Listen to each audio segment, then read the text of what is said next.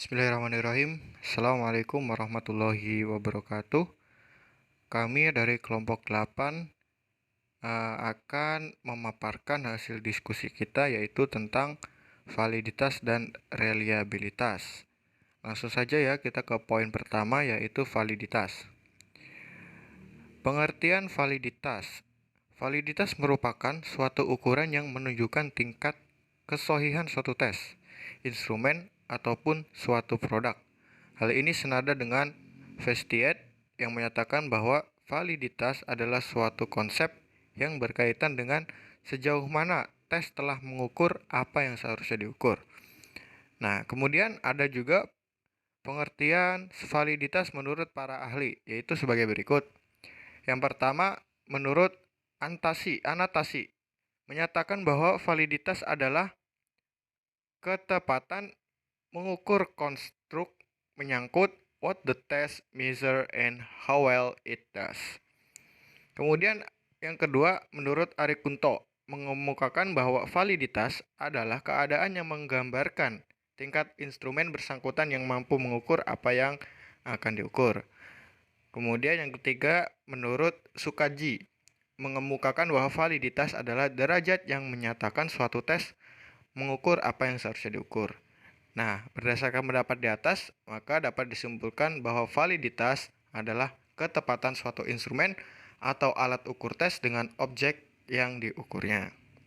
Kemudian ada macam-macam validitas. Yang pertama ada validitas internal. Nah, validitas internal ini terdiri dari yang pertama yaitu validitas isi. Validitas isi merupakan isi atau bahan yang diuji atau dites relevan dengan kemampuan, pengetahuan, pelajaran, pengalaman, atau latar belakang orang yang diuji. Validitas isi disebut juga dengan validitas kurikulum, yang artinya suatu alat ukur yang dipandang valid sesuai dengan kurikulum yang hendak diukur. Nah, validitas isi diperoleh dengan mengadakan sampling yang baik, yakni memilih item-item yang representatif dari keseluruhan bahan-bahan yang berkenaan dengan hal yang mengenai bahan pelajaran, mungkin tidak sukar dicapai. Kemudian ada yang kedua ada validitas konstruk. Nah, konstruk adalah yang berhubungan dengan fenomena dan objek yang abstrak, namun gejalanya dapat diamati dan diukur. Konstruk merupakan rekaan dan psikologis yang dibuat oleh ahli ilmu jiwa dengan cara merinci isi jiwa atau beberapa aspek di antaranya seperti ingatan, pemahaman, aplikasi, dan lain-lain.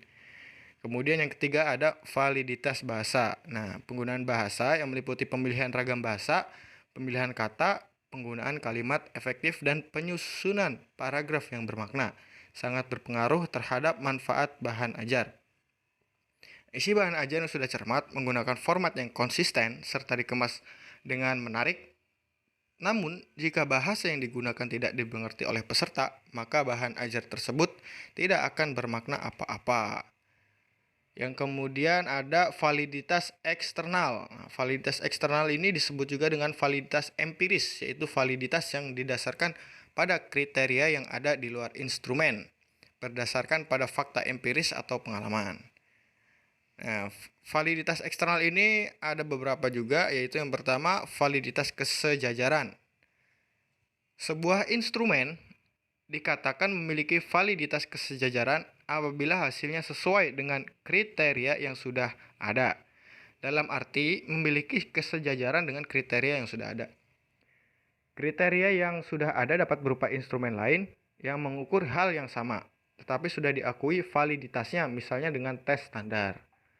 Kemudian yang kedua ada validitas prediksi. Nah, memprediksi ini artinya memperkirakan atau meramal mengenai hal yang akan terjadi pada masa yang akan datang. Jadi sekarang belum terjadi. Sebuah instrumen dikatakan memiliki validitas prediksi atau validitas ramalan apabila mempunyai kemampuan untuk meramalkan apa yang akan terjadi di masa akan datang mengenai hal yang sama. Nah, validitas prediksi diperoleh apabila pengambilan skor kriteria tidak bersamaan dengan pengambilan skor tes. Setelah subjek dikenai tes yang akan dicari validitas prediksinya. Lalu diberikan tenggang waktu tertentu sebelum skor kriteria diambil dari subjek yang sama. Kemudian ada cara menentukan rumus validitas, yaitu menggunakan rumus.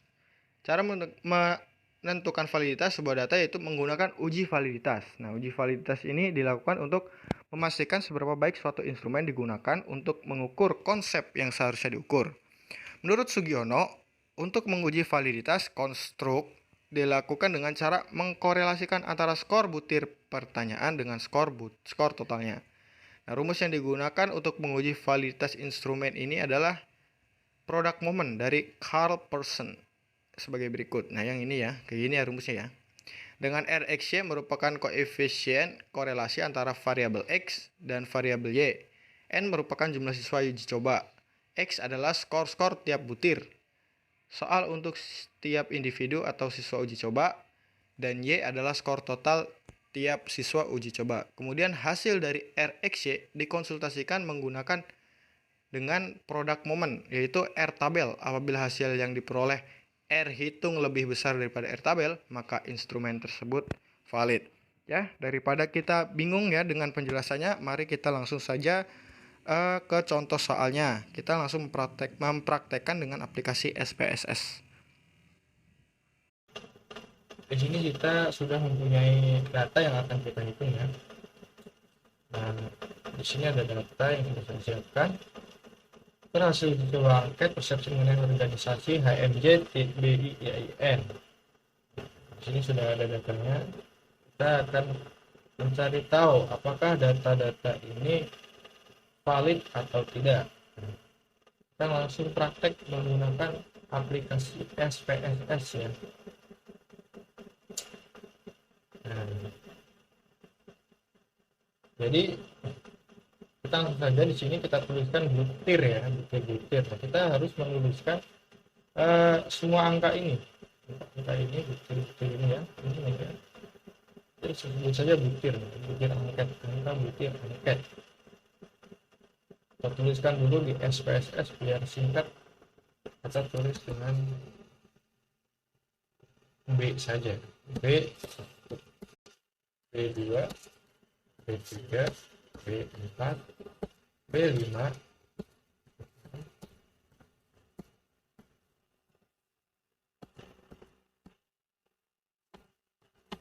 nah ini ke-10 ini kita tulis skor total.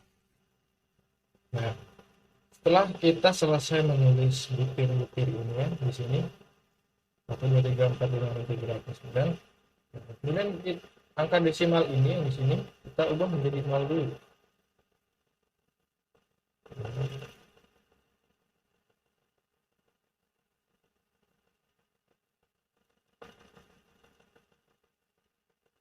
Nah, setelah selesai, kita langsung lihat ke arah pojok bawah kiri. Ini kan kita sedang ada di variable field. Kita pindah ke data field. Maka kolomnya akan menjadi seperti ini. Kemudian setelah ini kita langsung saja memasukkan data yang sudah kita buat. Tidak usah masukkan satu-satu, kita langsung bisa copy paste saja ya. Paste, kali ini kita copy. Kemudian kita paste di sini. Set. Nah, kalian mungkin ya. Jadi skornya sudah masuk ya. Nah, setelah ini kita langsung klik di atas ini ada tulisan analis. Nah, kita klik saja. Kemudian kita cari correlate. Nah, ini ya di sini ya. Kemudian kita klik bivariate. Kita klik saja. Nah, ini angka ini B1 butir-butir ini kita pindahkan dulu ke sini. Nah, setelah ini dan ini tidak usah kita ubah ya. Ini sudah kayak gini saja. Kita langsung saja klik OK. Set. Nah, maka keluarlah hasil seperti ini. Ini sudah kita uji ya, ini hasil pengujiannya. Jadi data yang akan kita ambil yaitu di skor total yang paling atas ini 0781 ya. Ini kosong, nggak tahu kosongnya nggak ada di sini, tapi ini benar 0781. Kemudian kita langsung pastikan apakah data-data ini valid atau tidak. Caranya Kita lihat rumus yang sudah saya jelaskan tadi. Jika R hitung itu lebih besar daripada R tabel, maka data itu valid. Nah, R tabel itu dari mana sih asalnya? Nah, R tabel itu sama dengan N. N itu adalah jumlah ini. Jadi gambar nah, ada 20. Nah, kenapa di sini sama dengan 0,444? Nah, di sini kita sudah mempunyai distribusi nilai angket. R tabel signifikansi 5% dan 15%. Ini sudah ada dari sananya ya. Jadi ini nilai N nih, N jumlahnya. Kita cari yang ke-20 yaitu hasilnya 0,44. Yang 0,44 0,44. Langsung kita cocokkan saja dengan hasil uji kita tadi di SPSS. Ingat ya, jika R hitung lebih besar daripada R tabel, maka hasilnya valid. Di sini kita mempunyai R hitung 0,781 dan ada R tabel 0,44, maka data ini valid. Nah, seterusnya seperti itu ya ke bawahnya ya, 0,6, 0,715, 0,617. Kita cek semua 0,498 ini sudah valid 1. Jadi seperti itu teman-teman, data yang kita punyai ini semuanya adalah valid ya, data ini valid. Gimana, mudah kan? Daripada kita bingung-bingung memikirkan rumus, mending langsung praktek, langsung bisa seperti itu teman-teman semua. Jadi ya, kita sudah mengetahui bahwa data-data yang kita berikan adalah valid, semuanya valid. Ya, tidak ada lanjutannya. Mungkin hanya itu saja yang bisa saya sampaikan. Materi selanjutnya tentang reliabilitas akan dilanjutkan oleh Mbak Rahma. Sekian dari saya. Assalamualaikum warahmatullahi wabarakatuh. Reliabilitas atau reliable berasal dari bahasa Inggris yang berarti dapat dipercaya. Jadi sebuah instrumen dapat dipercaya jika setelah diteliti atau diuji berulang kali, maka pengujian tersebut mampu memberikan hasil yang tetap atau konsisten. Kita ambil contoh, jika sebuah instrumen terdiri dari sejumlah item pertanyaan, misalnya kuesioner untuk menilai depresi, maka skor dari masing-masing item pertanyaan seharusnya berkorelasi atau saling keterkaitan dengan semua item. Jadi, isi kuesioner itu harus memiliki hubungan atau harus saling berkaitan dengan semua objek yang akan diuji, dan hasilnya itu nanti harus konsisten. Macam-macam reliabilitas. Reliabilitas ada dua ya. Yang pertama, reliabilitas eksternal itu dibagi menjadi dua komponen. Yang poin pertama tuh ada pengujian menggunakan metode bentuk paralel atau ekuivalen. Jadi tes paralel atau ekuivalen adalah dua bentuk tes yang memiliki kesamaan tujuan, tingkat kesukaran, dan susunan. Tetapi bentuk soalnya berbeda. Metode ini juga dikenal dengan double trial method. Contohnya, peneliti perlu menyiapkan dua perangkat kuesioner untuk menguji suhu air hangat. Kuesioner yang pertama itu ada termometer, yang kedua jari telunjuk.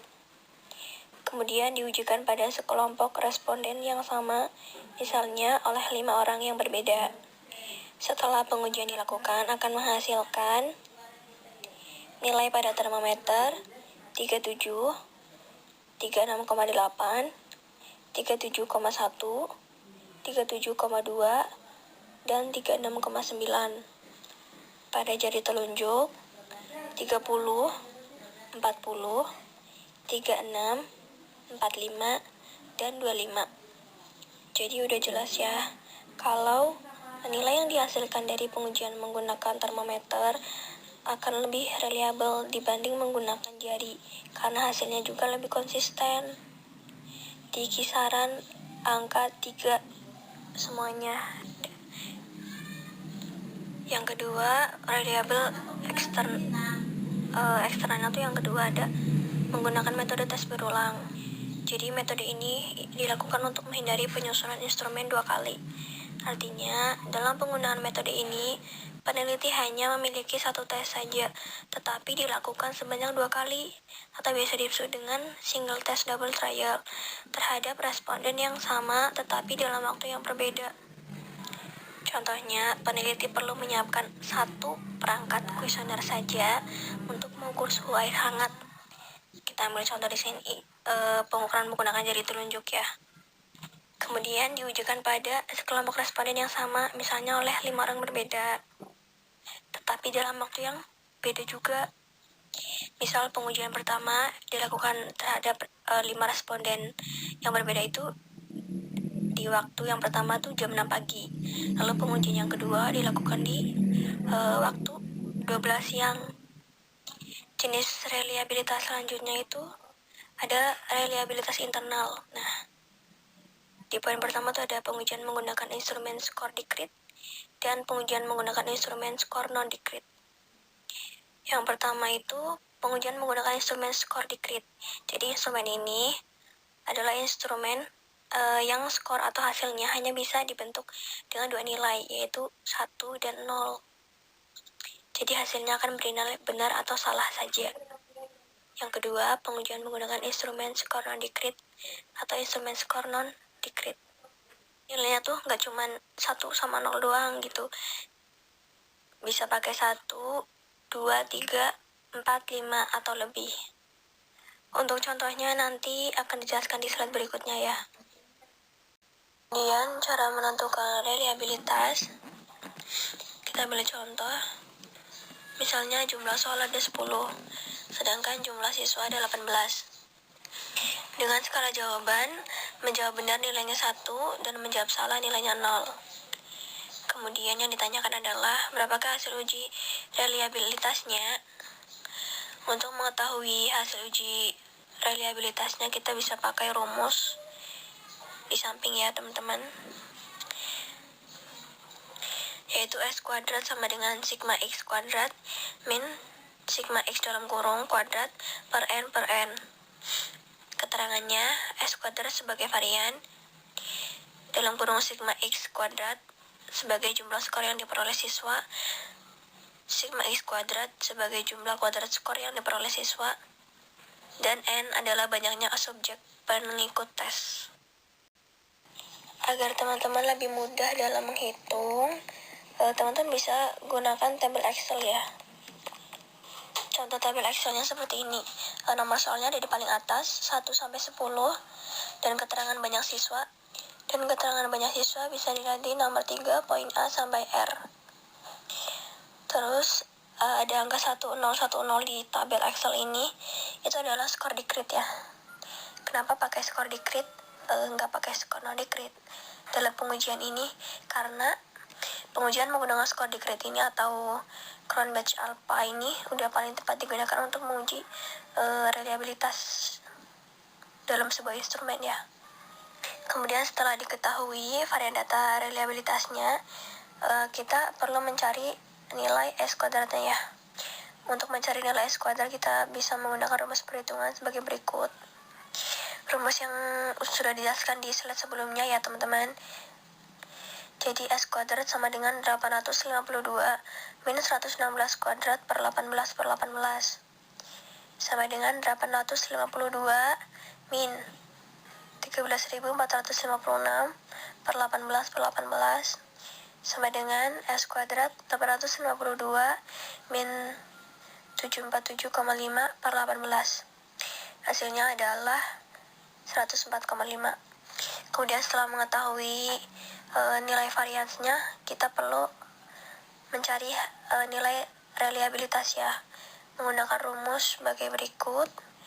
KR20 R alpha sama dengan N per N-1 S kuadrat min sigma PQ per S kuadrat sama dengan R alpha sama 10 per 9 104,5 min 1,9877 per 104,5.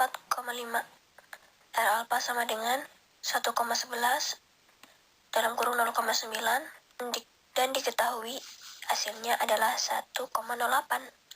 Kemudian setelah nilai varian dan nilai reliabilitas sudah kita ketahui hasilnya, langkah selanjutnya adalah kita perlu menginterpretasikan ke dalam bentuk tabel koefisien sebagai berikut ya. Ini standar koefisien dalam ini sih pengujian reliabilitas.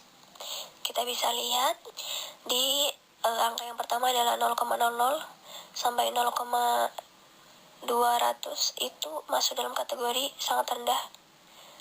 Yang kedua 0,200 sampai 0,400 masuk dalam kategori rendah. 0,400 sampai 0,600 masuk dalam kategori sedang, dan 0,600 sampai 0,800 masuk dalam kategori tinggi, serta 0,800 sampai 1,00 masuk dalam kategori sangat tinggi. Kemudian instrumen yang telah kita uji itu menghasilkan nilai reliabilitasnya adalah 1,08, dan angka ini berada dalam kategori yang sangat tinggi. Dalam artian berarti soal yang dibuat tadi itu adalah soal yang berkualitas baik ya, bagus. Ya, mungkin sekian penjelasan dari kami. Apabila banyak kurangnya kami mohon maaf ya. Apabila audio yang dihasilkan kurang bagus, kami sangat mohon maaf. Mungkin hanya itu yang bisa kita sampaikan. Assalamualaikum warahmatullahi wabarakatuh.